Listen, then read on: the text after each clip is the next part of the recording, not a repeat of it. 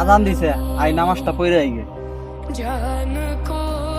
তোরা নামাজ করে আয় বন্ধু, আমি এনে বইছি। তুই কি নামাজ পড়তি না?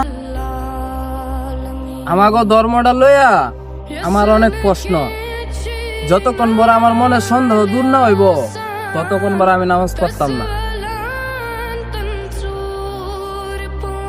আমাগো ধর্ম নিয়া তোর মনে অনেক সন্দেহ, কি প্রশ্ন এখন ক? বেশি না, আমার মাত্র 3টা প্রশ্ন। সেই 3টা প্রশ্নের উত্তর দিতে পারলে আমি তোর সাথে নামাজ পড়তে যাইতাম, নাইলে যাইতাম না।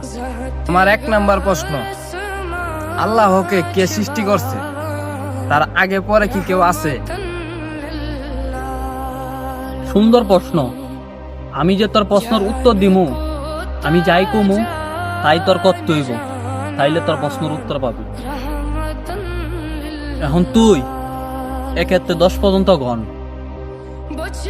1 2 3 4 5 6 7 8 9 10 এলা গনছি। আন কি হয়েছে ক?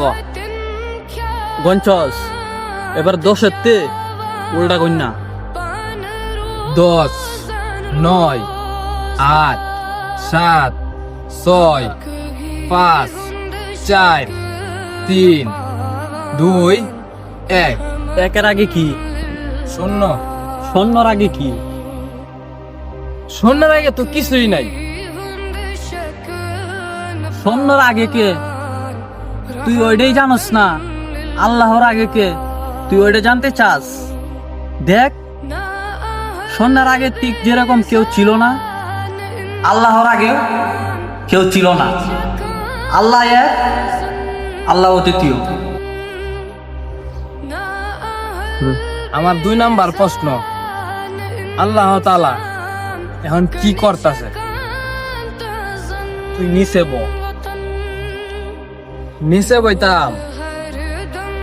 আচ্ছা বইলাম, ক। তোর মতো বড় প্রেম আল্লাহ তাআলা আমার ওসিলাই তোর নিচে বলাইছে। তুই আমি গাছপালা দেখতেছিস না, সব আল্লাহ পাকের ইশারাতে চলে। এবার তো 3 নাম্বার প্রশ্ন বল। আমার 3 নাম্বার প্রশ্ন, রাসূল সাল্লাল্লাহু আলাইহি সাল্লাম যে মিরাজে গেছিল কোন দরজা দিয়ে গেছিল? আমি এটা জানতে চাই। এই প্রশ্নটা তুই সুন্দর করছস। তোর প্রশ্নের উত্তর পাওয়ার আগে আমার একটা প্রশ্নের উত্তর দে, তাইলে তোর প্রশ্ন সব উত্তর পাওয়া যাবে।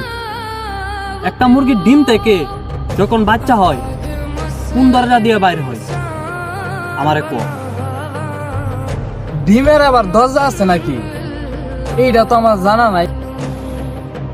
মুরগির বাচ্চা কোন দরজা দিয়ে বাইর হয় ওইটাই তুই জানোস না?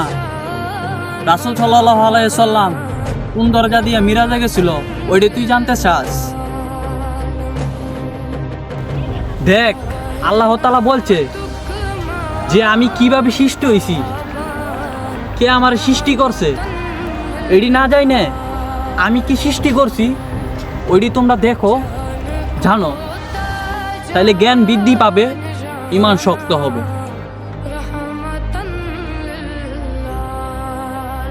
এখন নামাজের সময় হয়েছে, নামাজ পড়ি চল।